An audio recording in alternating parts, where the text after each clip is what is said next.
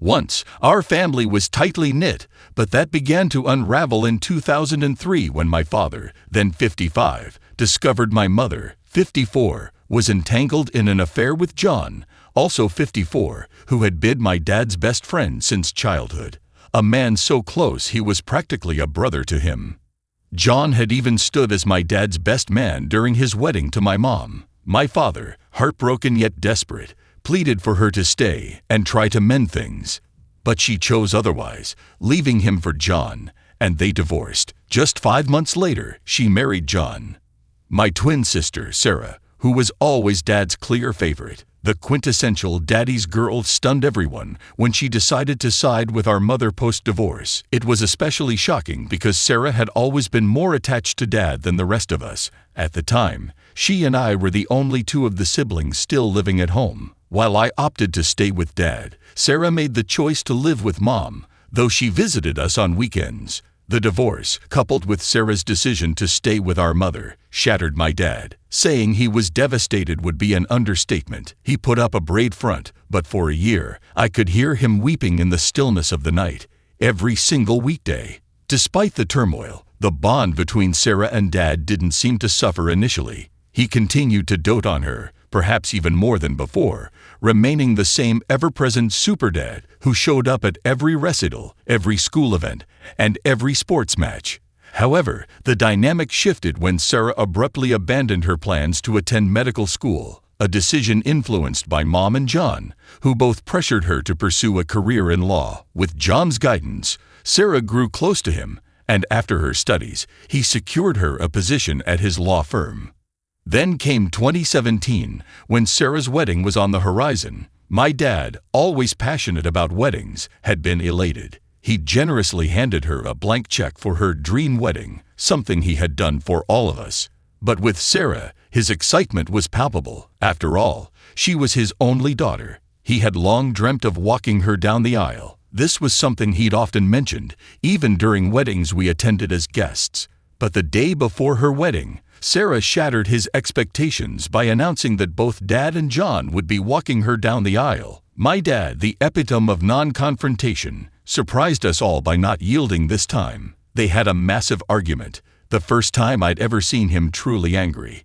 And in the end, he didn't attend the wedding. Instead, John escorted Sarah down the aisle. The aftermath was catastrophic. Following the wedding, Dad, along with our side of the family, severed ties with Sarah. Their relationship dissolved entirely. Despite Sarah's numerous attempts to reconcile, Dad remained resolute. We thought his stance might soften when Sarah had her first child in 2018, but he didn't even want to meet his grandchildren. Earlier this year, Dad received the devastating diagnosis of terminal pancreatic cancer. Despite the gravity of the situation, he refused to see or speak to Sarah, and she couldn't understand why. As his health deteriorated, the pain of watching my father fade became unbearable. How can I possibly convince Sarah to let go and respect his wishes? Dad's condition worsened rapidly, and exactly a month ago, we lost him. His final days were agonizing, and though it was excruciating for us, we knew he deserved peace after everything he'd endured. Despite the heartbreak, he remained lucid enough to bid farewell to me and my older brothers. What he said to me during those final moments was both heart-wrenching and profoundly beautiful. His words will stay with me forever, but I choose to keep them private. They are too personal to share. He also said goodbye to my daughters, aged 11 months and 2 years. He kissed them on the forehead, told them to be good, and said he loved them. It was reminiscent of my own childhood, and it's a moment that will stay with me forever. It crushes me that they are too young to fully grasp what's happened. Every time they ask about Grandpa, I try to explain, but they don't understand, and how can I blame them? I'm 27, and I don't fully understand it either. I was supposed to have so many more years with him. It all feels so unjust. The hardest part was watching my twin sister, Sarah, at the funeral. Dad died without ever speaking to her again. I tried to broach the subject with him in his final days, but he remained uninterested in reconciliation. Sarah had been in denial about his impending death, and when it finally happened, she was devastated. She saw Dad for the first time since the night before her wedding, but she barely recognized him. The cancer had ravaged his body, leaving him a shell of the man she once knew. She broke down in tears, weeping throughout the entire funeral. To make matters worse, our mom and John attempted to attend the ceremony, and my uncles had to intervene to kick them out. Good riddance. As for Dad's will, it was predictable in most respects.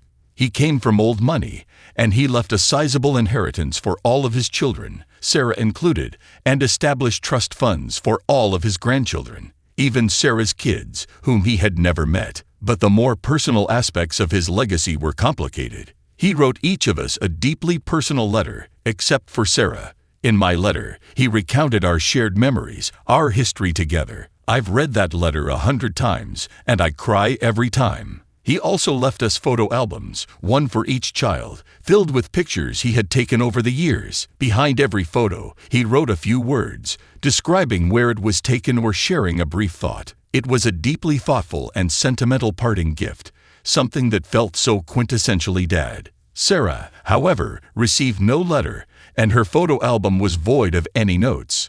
When she discovered this, she had a breakdown. The guilt consumed her, and she had to be hospitalized for a week. Thankfully, she's improving, slowly, but surely. Her husband and I are hopeful she'll continue to recover. She's eating and sleeping more normally now, but the tears still come, often without warning.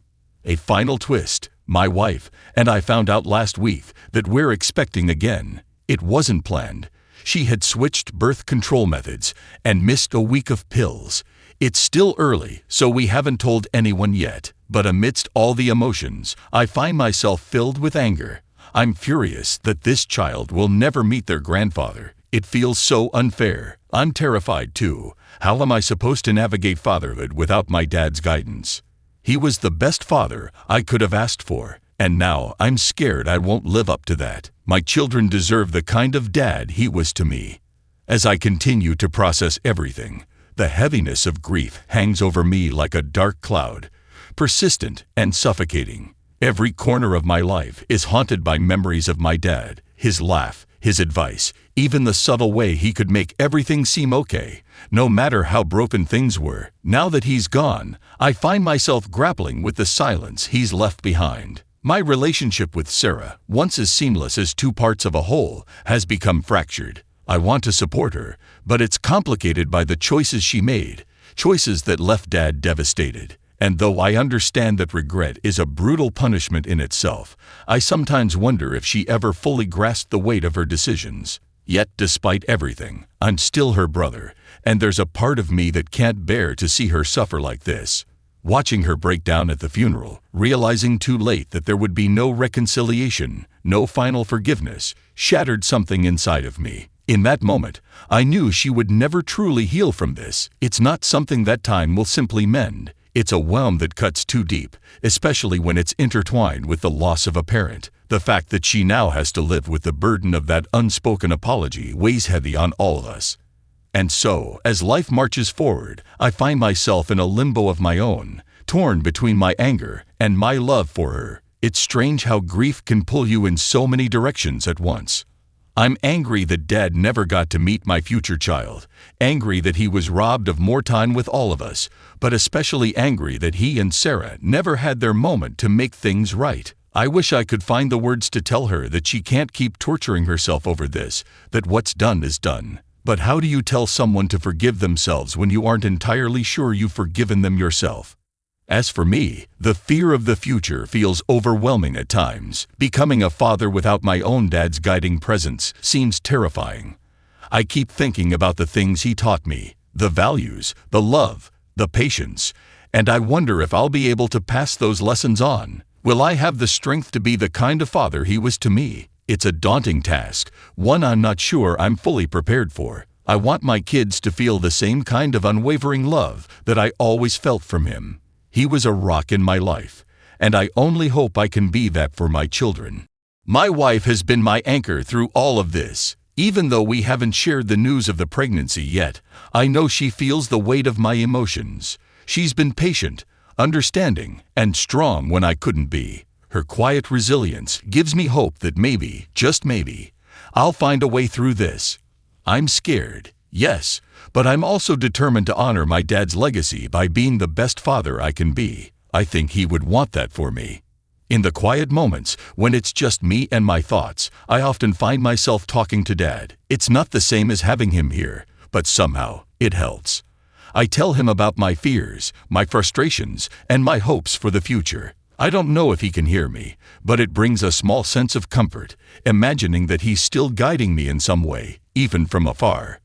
As the days go by, I try to focus on what I can control. I remind myself that grief is a process, one that doesn't have a timeline or a clear end. I try to be there for my family, to show up for my kids, and to be present in this new chapter of life, even if it's not the chapter I expected. It's not easy, and some days are harder than others, but I'm learning that it's okay to take things one day at a time. Sarah is still struggling, and I know it will take her time to come to terms with everything that's happened. I've accepted that her healing process is going to be long and painful, and that's okay. She deserves the space to grieve and the time to find her way forward, just like the rest of us. In the end, we're family, and despite the fractures, we'll figure out a way to hold on to that. Life isn't fair, as I've learned in the hardest of ways, but even amidst the unfairness, there's love, there's memory, and there's the hope that we can carry on, even when the weight of loss feels unbearable. I just hope that, in the end, we find a way to keep Dad's spirit alive in the small, everyday moments, in the lessons he taught us, and in the love he left behind. That's what I'm holding on to now. The idea that even though he's gone, he's still a part of us, shaping our lives in ways we may not fully realize yet. And in that way, he'll always be here, guiding us, loving us, and reminding us to keep moving forward, even when the road ahead feels uncertain.